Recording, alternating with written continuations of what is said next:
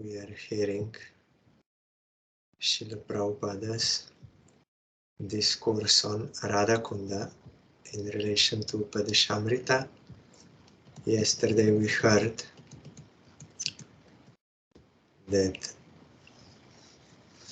someone may be born, no, not yesterday, the day before yesterday, someone may be born in a family of dog eaters, but if he's a devotee, he constantly chants Harinam for the satisfaction of Krishna, means without offenses, then he can purify himself and also his whole family.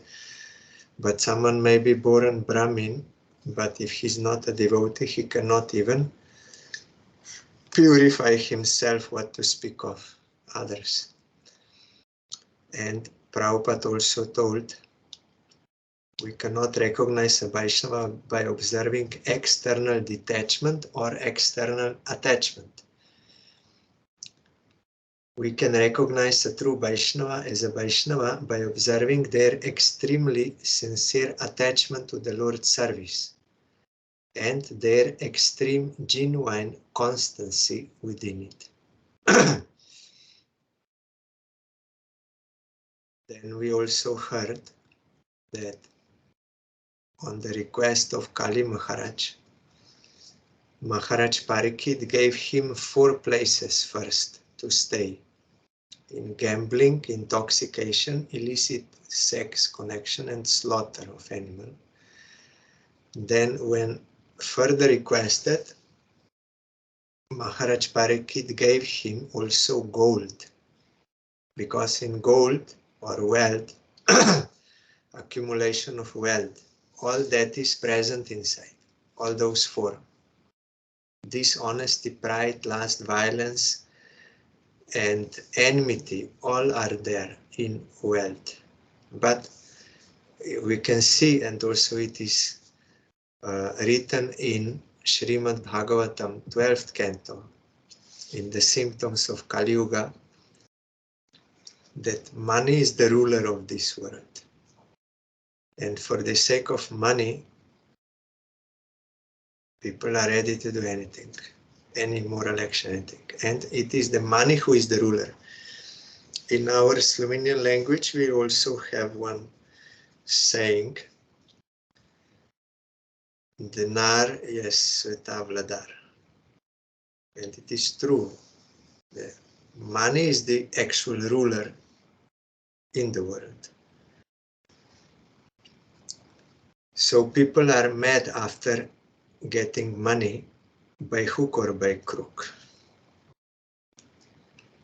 Those who are unconscious. What is day for sadhu is night for materialistic persons. Sadhu is awake, means active in spiritual development, and materialistic persons, that is night for them. They are sleeping. They are not active in that direction. And what is night for sadhu is a day for materialist. Materialists, they are very active to earn money by hook or by crook, as more as possible, and to rule others, to oppress others, all this. But sadhu is not interested in that. He's interested in the service of Krishna. So that kind of propensity is absent in him. He's not active. That is night for him. And he is never staying in these 5 places of Kali, 4 and 5th one, gold, never staying there. Whereas nowadays our so-called civilization is based on these 4. If someone is not unrestrictedly indulging in these 4, he is considered mentally ill. They will try to treat him if he will not engage in this. So that is the symptom of Kali Yuga. Kali, the propagator of adharma, following this order, took up residence in these 5 places given by Maharaj Parikshit. Therefore, souls who desire good fortune should never indulge in these 5 things. Virtuous souls, kings, social leaders, and spiritual masters should completely avoid these things. Pan, tobacco, because spiritual masters here guru means, but in Kali Yuga also so many so-called gurus are there. Shiva told to Parvati, so many. They themselves will not follow this, and they will also not prescribe to their disciples, because then they will lose them, and not so many will be there, so they will lose their business. So they will not say, you have to give up this meat eating or alcohol. They will not say. And themselves also smoking or doing this. That is so-called spiritual masters, not actual. Pan, tobacco, and other intoxicants are places of Kali. One can pan, that is that betel leaf, you can offer to Radha Govinda in Archan, but you should not take that prasad. They can take, but we should not take prasad. That is why in Gauriya Math, they even went further. Our Guru Vargas did not allow even to offer actually practically pan to Radha Govinda, because the other, they may have Pujari and other devotees, they may have this propensity to take. So in Gauriya Math, this pan is offered only mentally, with mantra and mentally, not practically, so as to prevent someone fulfilling his weakness by taking that and then become intoxicated. Devotees should never consume intoxicants. If a habit of consuming intoxicants can be seen in any particular sadhu, then we should look at the quality of his propensity for service. Otherwise, we should not say he is a sadhu because he can smoke a lot of ganja. You can call those who are addicted to drugs sadhus, but you should not call them servants of the Lord. Here, sadhus in those apostrophes. You can call them sadhus. Anyone can call anyone sadhu, but they are not actually servants of Bhagavan, because Bhagavan does not allow this. He's not pleased if someone takes this. That is why those gurus who don't prescribe this, they are not actually serving Krishna. It is Krishna's desire that devotees should give up these things, not indulge. That will be displeasing to him. Krishna Pritya Bhoga Tyag is one item there. You should give up these things for the sake of Krishna. So if someone is not prescribing, it means he is not serving Krishna. So how he can be guru? Krishna already gave orders in Shastra. So if I'm not telling that, then there is some purpose behind.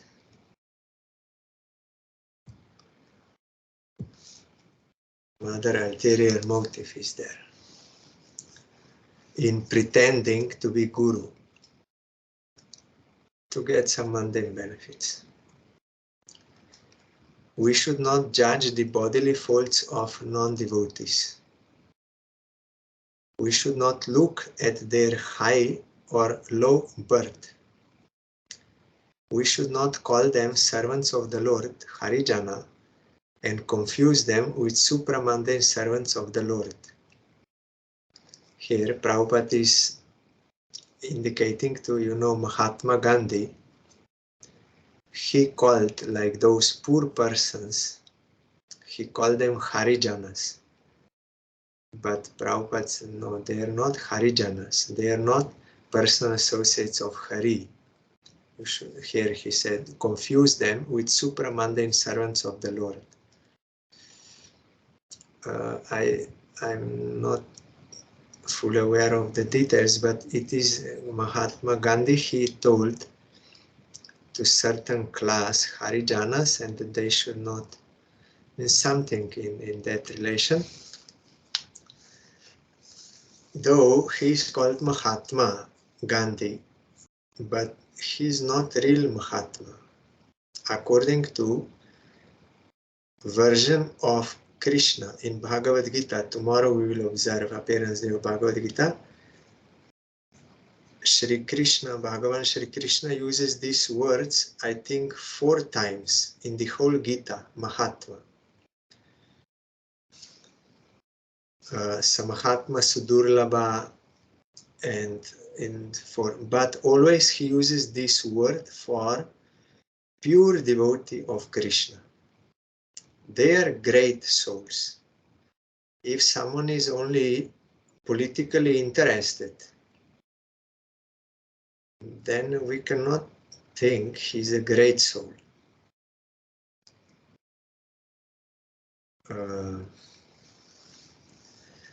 When that chief minister of Assam, Bordoloi, he was attracted by our Parangurudev, and he was hearing his Harikatha. Then he told him, I think you and Gandhi are same. You are speaking some lecture, and then at the end you encourage everyone to chant the holy names of God. Then Parangurudev said, may I tell you something? You will not become angry? Then he said, no, I have full faith in you. I will not become angry. You can tell whatever you want. And Parangurudev said, I was in Gandhi's movement when I was young. And I read one his lecture where he said, I am even ready to sacrifice chanting of the holy name of God, Ramchandra, for the sake of my country. Then Parangurudev said, we are just the opposite. We are ready to sacrifice our country for the sake of Ramachandra or for the sake of holy name. Absolute is by himself and for himself. Everything is for him. So if anyone has any ulterior motive, then he actually has no contact with God, cannot have. So that type of chanting, which is done with such mentality, wrong Sambandha Gyan, totally wrong. That is not actually chanting of holy name. It cannot be. So he told that chief minister, we are just the opposite. We are not ready to sacrifice Ram for the country. We are ready to sacrifice country or this whole world, whole universe for the sake of Ram, for his service. Then the chief minister was so impressed by our Parangurudev that he wanted to join the Math. But those people in his party would not allow him. They said, if you will go, then everything will be finished, because he was chief minister there. At least you wait for some time. Without you, we cannot do anything. Then, unfortunately, he did not join the Math immediately, and he was doing that politics. Then after some time, he died, left body. So unfortunate. And our Gurudev explained that if someone gets entangled in politics, it is very difficult to come out.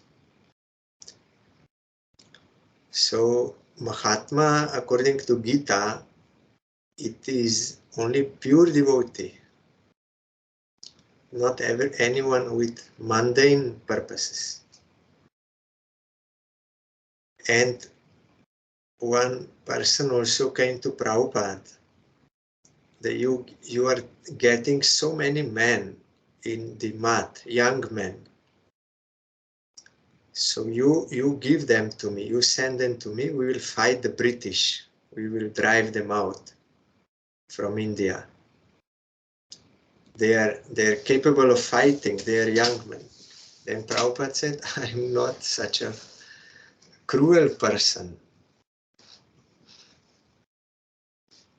You are thinking about some political benefit of India, but I'm thinking about the eternal welfare of all living entities in the whole universe.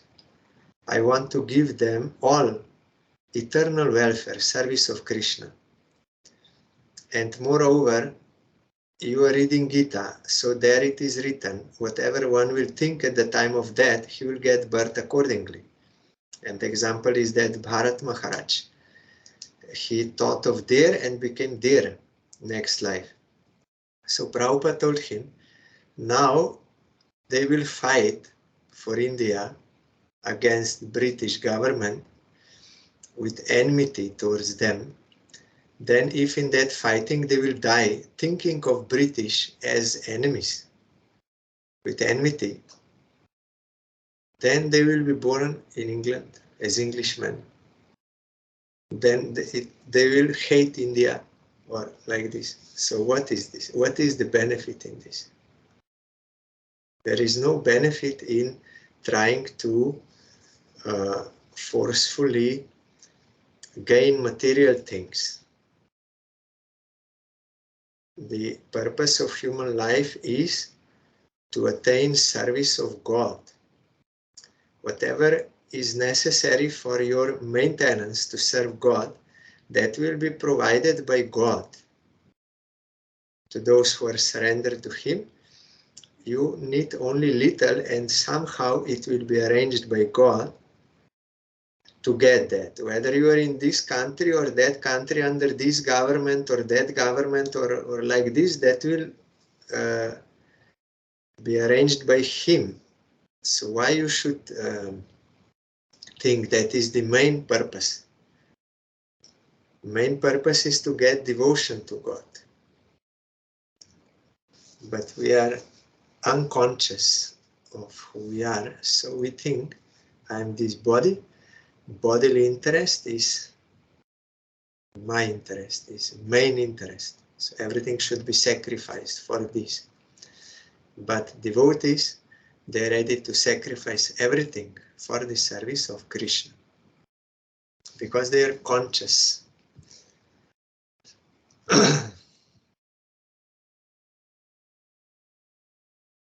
Ambarish was a grihasta, and therefore he was less than a sannyasi. He was a kshatriya, and therefore he was a servant of the Brahmins. We should not think like this. If we do, we will undergo tribulation like Durvasa. Durvasa thought like this. Is low, but he didn't know, or he played the pastime of not knowing. The Ambarish Maharaj is a pure devotee, and in pure devotional consideration there is no this high and low according to these external things. No. Ultimately, Durvasa Rishi had to beg forgiveness from Ambarish. And Ambarish forgave him, although Durvasa wanted to kill him. Then Durvasa saw what are the qualities of pure devotee. Then he sang their glories everywhere, loudly. Krishna Chaitanya Dev has said, Eto sob chari ar varna ashram dharma, akinchan hoya loy Krishna eka sharan. From Chaitanya Charitamrita, give up bad association and adherence to social and occupational duties. Become detached and take shelter of Krishna exclusively. So as I told before, devotees are not following Varna Ashram Dharma as those who are eligible for Varna Ashram Dharma do. They really are thinking, I am Brahmana, Kshatriya, Vaishya according to gunas. And they are regulated by Shastra, what kind of duty they have to do. So their ego is of this world, their identity. But when devotees follow Varna Ashram Dharma, they are not doing with that ego. They are doing with ego, I am eternal servant of Krishna, and they are observing Varna Ashram Dharma only to maintain their life. Up to that much only. If something is unfavorable in Varna Ashram Dharma for their service of Krishna, they will not accept that. That is why I spoke with one devotee. He told me that Swami Maharaj, A.C. Bhaktivedanta Swami Maharaj was very, means he instructed many times that Varna Ashram Dharma should be established. Then I told him, no, you misunderstood him. He didn't, he named his institution International Society for Krishna Consciousness. His target was to make devotees of Krishna, not to establish Varna Ashram Dharma. Otherwise, he would not name it as Krishna Consciousness. His purpose was to make devotee. But because we are living in this world and we have to maintain ourselves, then that Varna Ashram Dharma may be helpful for this purpose, not that his target was to establish Varna Ashram Dharma. He, in all his books and in all his lectures and in all his instructions, he was preaching, he was awakening this eternal identity of Jiva, that we are eternal servants of Krishna. And that Devi Varna Ashram Dharma, which was actually started by Srila Bhaktisiddhanta Saraswati Thakur, that is to facilitate our bhajan, to assist our bhajan, not for itself, by itself, that Varna Ashram Dharma, in and of itself, no. That was not his purpose. And whatever is unfavorable for bhajan, that should not be accepted. Like sometimes men will misbehave with wife, then wife should accept service of Krishna, not do something which husband orders if it is wrong. So certain things are not to be followed if they are unfavorable for devotion of Krishna. So his purpose was to awaken Krishna consciousness, eternal service of Krishna. Or sometimes they say, like, if husband wants to eat meat, then wife, according to Varna Ashram, should give him meat. It may be okay, it may be true in Varna Ashram Dharma, but not in practitioners of devotion. This thing should never be done, because it is against devotion of Krishna. So Varna Ashram Dharma is not in the upper hand. It has to be servant of bhajan, of devotion, Shravan Kirtan, as much as practically it is assisting, not in any other way.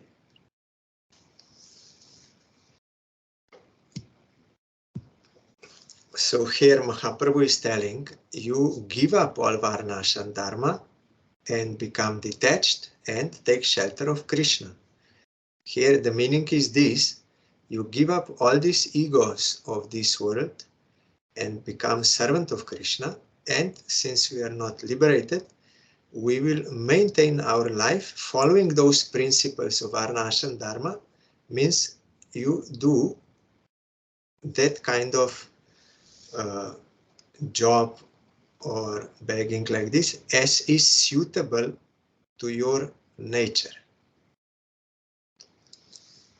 That is the purpose of Devi Varnashram Dharma. And it is not done with the ego, I am Brahmin, I am Kshatriya, and this. No.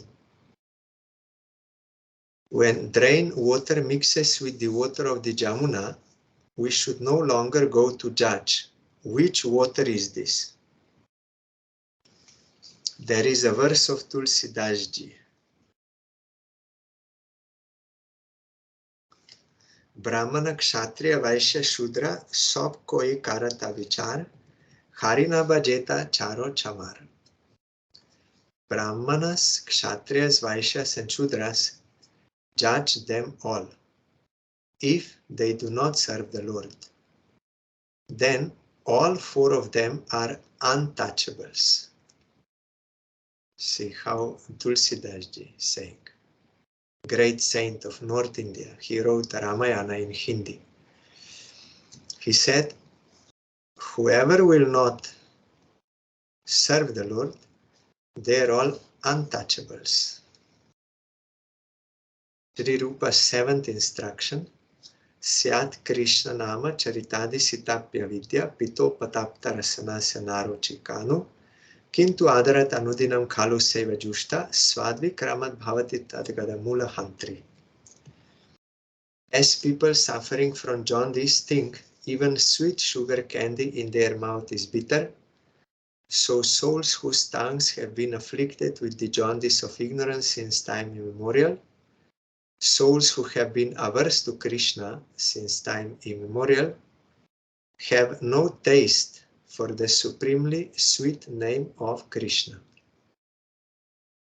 Although sugar candy seems bitter to someone suffering from jaundice, as sugar candy is the medicine for curing jaundice, so the name of the Lord is the one and only medicine for warding off ignorance and attaining divine love for Krishna. Only by constantly and uninhibitedly chanting the name of the Lord will taste for the name develop. Then again, someone may say, everyone should stop chanting the divine liberating name, that is Tarak Brahmanam, and quietly meditate. This is the conception of the materialists and illusionists, Mayavadis. So, you see, they think in this way. That is also lack of Sambandha Gyan. That is the demon of Dhenukasura, killed by Baladev Prabhu in Vrindavan. As ignorance of the real nature of holy name, ignorance of the real nature of yourself and of Supreme Lord, means there is no Sambandha Gyan. So you think you have to do something else. No, we are eternal servants of Krishna and his name is not different from him. We have to constantly serve Krishna by constantly chant Harinam. Meditation is not necessary. Service of Krishna is necessary. And always. Sri Sanatan Prabhu nonetheless has said, Jayati Jayati Namananda Rupa Murarer Viramita Nija Dharma Dhyana Pujadi Yatnam Katham Api Sakrit Ata Muktidam Praninam Yat Paramam Amritam Ekam Jivanam Bhushanam Me. Is from Brihad Bhagavatamrita. Let the name of Murari, the origin of all joy, be glorified again and again. By hearing and chanting the supramundane name, relief from social and occupational duties, Varnashram Dharma, sacrifices, meditation, worship, and other endeavors is gained automatically. By just a semblance of the Lord's name, the soul is liberated from ignorance, that is Nama Abhas. The Lord's name is the one and only nectar, my very life and ornament. We have this example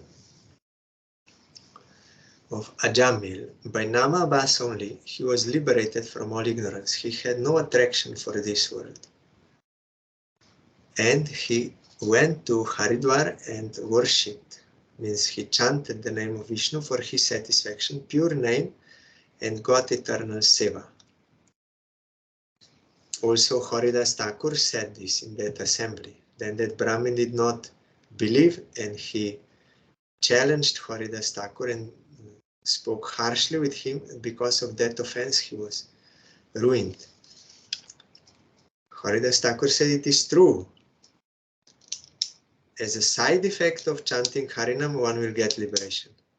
That is not prime purpose. Prime purpose is to develop love of Krishna. So, but why we are not getting the fruit? Because of presence of offenses. So our point should be, we should learn how to remove those offenses and how to chant pure name, not to take some other process of purification. I was chanting, all miseries remain, no benefit, nothing, so better I should do meditation. No, I have to learn why I'm not getting the fruit and how I should correct my bhajan so that I will get that fruit.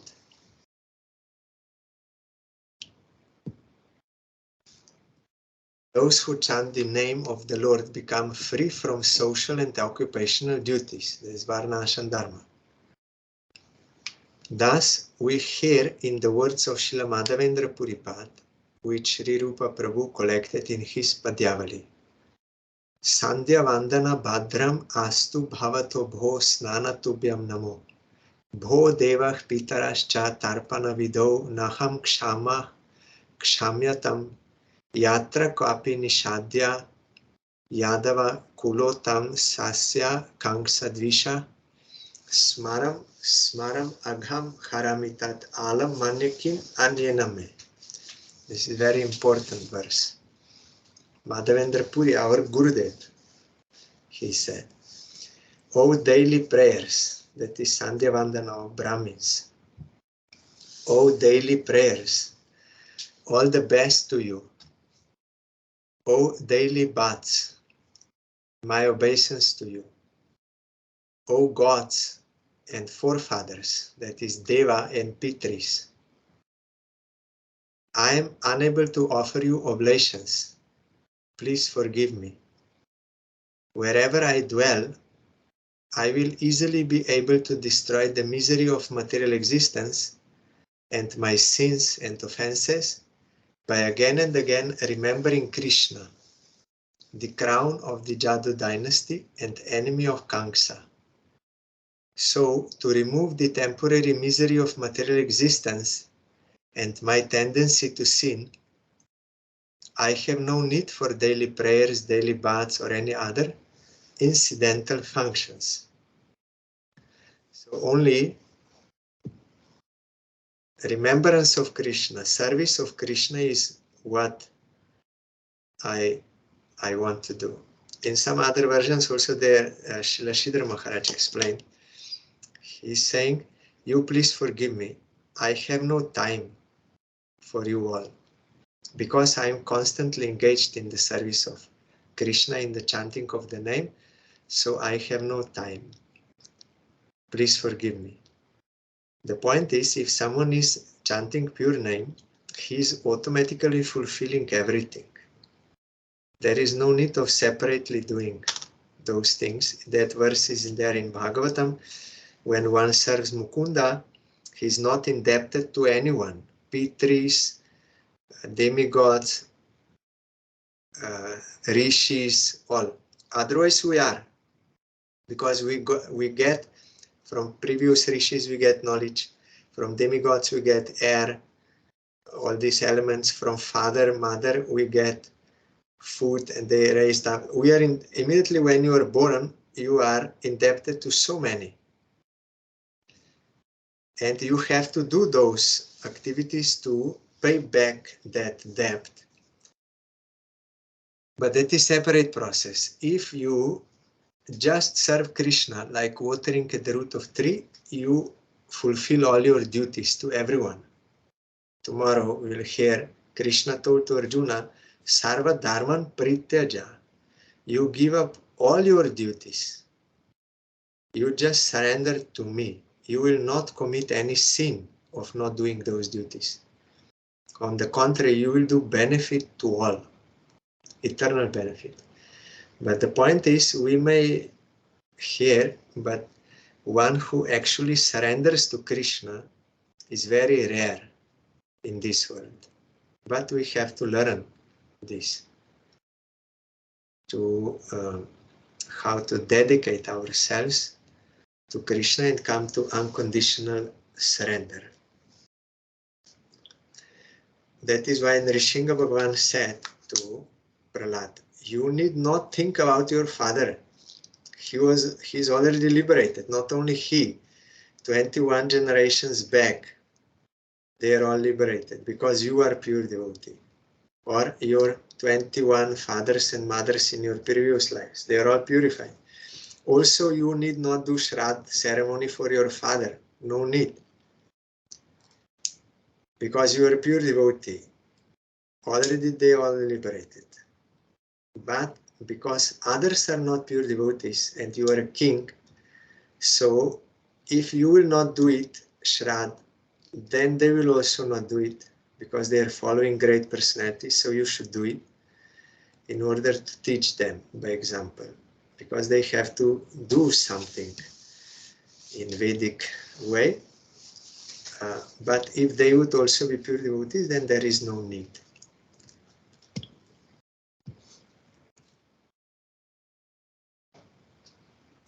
There are linguistic differences between the words in the ancient scripts such as Brahmi, Sankhi,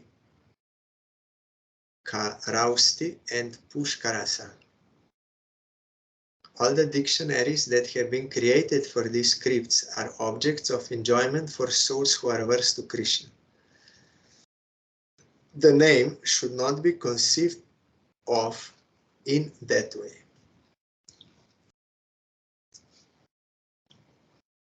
Jeno janma sataih purvam vasudeva samarchitah tan mukhe harinamani sadatish bharata. From Hari Bhakti Vilas. O descendant of Bharat, the names of the Lord always remain in the mouth of those who previously worshipped Vasudeva for 100 births. So Archan of Vasudeva, then in this life he will be able to always chant Harinam, means without offenses. Otherwise it is impossible to always chant.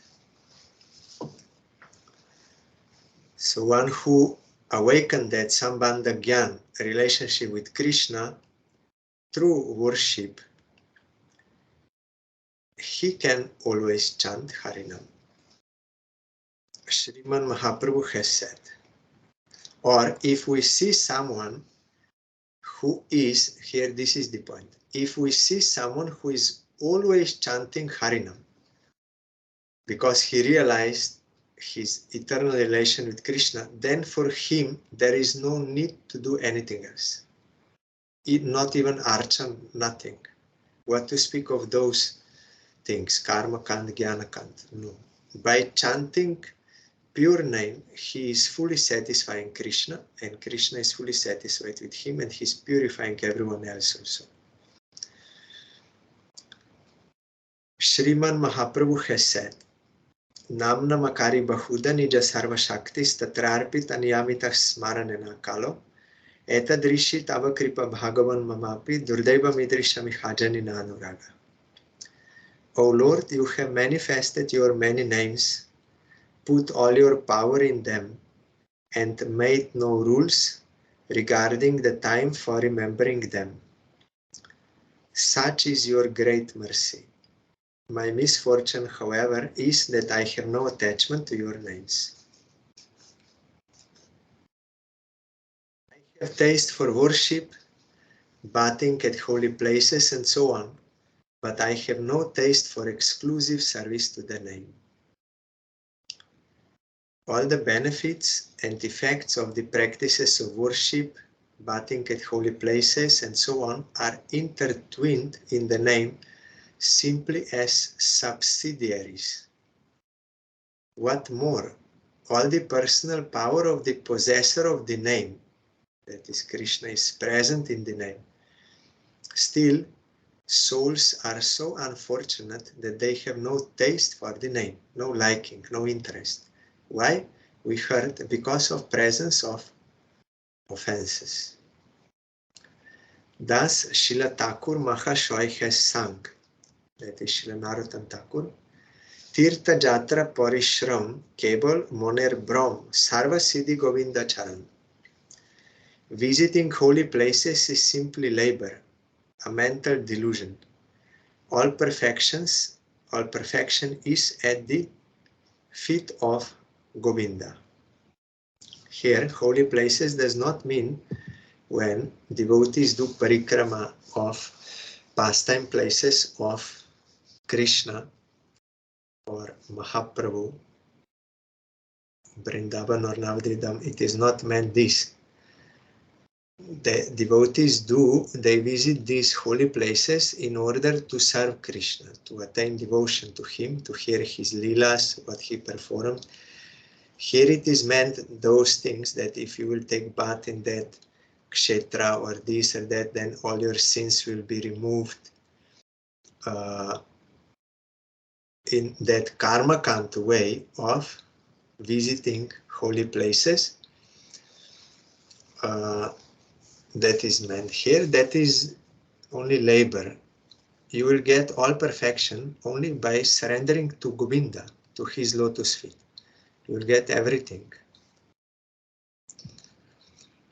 According to the conception of the seekers of material gain, karma kandis, visiting holy places is for purification of the heart, of those sins.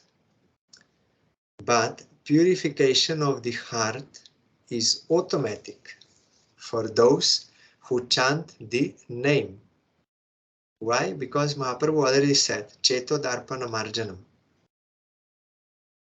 And we see in the case of Ajamil. And here this verse is also there. Here Prabhupada is giving from Bhagavatam. Aho bata svapacho to gariyan ya jihvagre vartate namatubhyam tepus tapaste juhuvuh sasnur arya brahmanuchur nama grinanti yete. Amazing. The outcast, that is dog eater, Chandala, the outcast on the tip of whose tongue your name appears is exalted. Of course, here it is meant pure name, real name. Those who chant your name have performed all austerities and sacrifices, bathed in all the holy places, observed all the codes of conduct, and studied all the Vedas. Because what is the purpose of all the Vedas? It is devotion to Krishna. That is the ultimate purpose, to bring us to this. So he already accepted pure devotion to Krishna. He is chanting his name for his satisfaction. It means he already did everything. He knows everything. That is why Prabhupada told, in the particle of dust from the lotus feet of my Gurudev, absolute knowledge is there. Because Gorkishore Das Babaji Maharaj, he never studied any scripture. He was illiterate. But all knowledge is in the dust of his lotus feet. Absolute knowledge.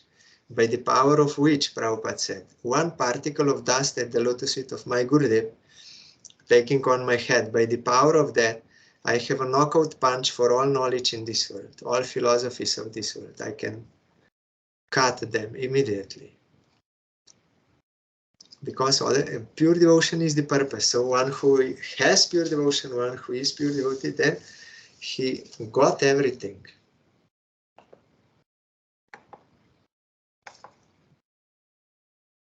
followers of Christ's Dharma, that is Christians, say, we should not take the name of the Lord in vain. And if we take the name of the Lord at all times, we will disturb the Lord. Materialistic followers of the Smriti scriptures say, the Smartas, Vishnu rests during the 4-month monsoon season, Chaturmasya. Therefore, if we loudly chant the name of the Lord at this time, we can break the Lord's sleep, and out of anger he can bring famine, drought, flooding, and so on to the country. So let us remain quiet, and because it is not unnecessary talk or village talk, let us give indulgence to enjoyment in the form of the unexpressed urge to speak, that is silence. In Christ's Dharma, however, the purpose of the prohibition of unnecessarily taking the name of the Lord is not that we should not call out to the Lord at all times. Its purpose is that we should call out to the Lord only for the purpose of serving the Lord. We should not call out to the Lord to take any benefits for ourselves as though he is the proprietor of a garden. Taking the name of the Lord to acquire any kind of worldly benefit is taking the name in vain. Like, yes. This in Vaishnava scriptures, just I wanted to say, this in Vaishnava scriptures is said to be an offense to the name. Nama aparat.